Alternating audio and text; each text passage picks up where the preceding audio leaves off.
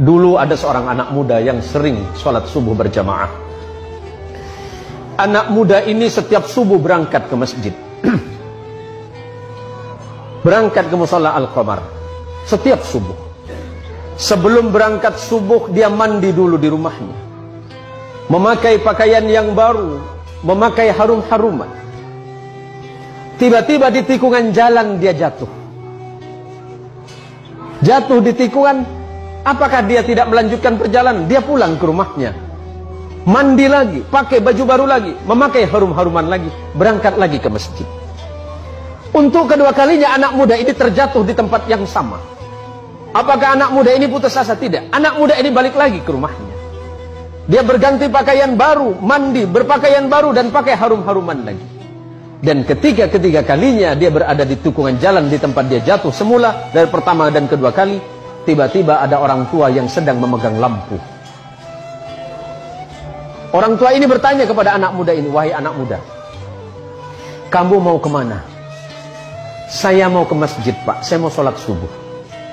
"Iya, dari tadi saya melihatmu dari jauh, engkau jatuh.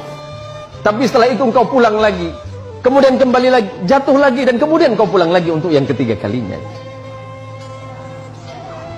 Jadi bagaimana, Pak? Takutnya kamu jatuh, saya antarkan kamu ke masjid." Diantarkan oleh orang tua ini pakai lampu tadi. Sesampainya di depan masjid, sesampainya di depan musalla Al-Qamar, anggap Al-Qamar. Sesampai di depan musalla, orang ini bertanya, "Anak muda, apakah kamu masih mau sholat?" "Iya, Pak." "Apakah Bapak mau sholat dengan saya?" "Tidak." "Kenapa Bapak nggak mau sholat, cuma mengantarkan saya?" "Iya, karena memang tugas saya hanya ingin mengantarkanmu ke masjid ini." "Bapak kenapa nggak mau sholat?"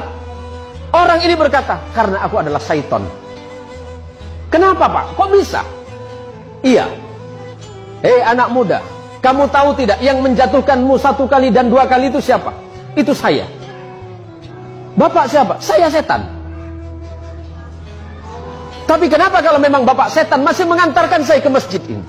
Apa jawaban setan? "Nak muda, ketika engkau tadi berangkat dari rumahmu dan aku jatuhkan di tikungan itu dengan harapan agar engkau tidak datang ke masjid, agar engkau tidak sholat berjamaah. Tapi ketika engkau pulang ke rumahmu, pada saat itu Allah mengampuni dosa kedua orang tuamu. Orang tuamu yang sedang berada di alam kubur, Allah ampunkan dosanya karena sebab engkau yang datang ke masjid. Yang kedua kalinya, ketika aku jatuhkan dengan harapan agar engkau tidak ke masjid, pada saat itu engkau kembali lagi, dan pada saat kembali itulah Allah mengampuni tetanggamu yang sedang tertidur pulas dalam keadaan tidak sholat." "Tapi kenapa Bapak seton?" Anggap Bapak seton. Ada namanya mirip, Pak? "Ya kenapa Bapak mengantarkan saya ke masjid?"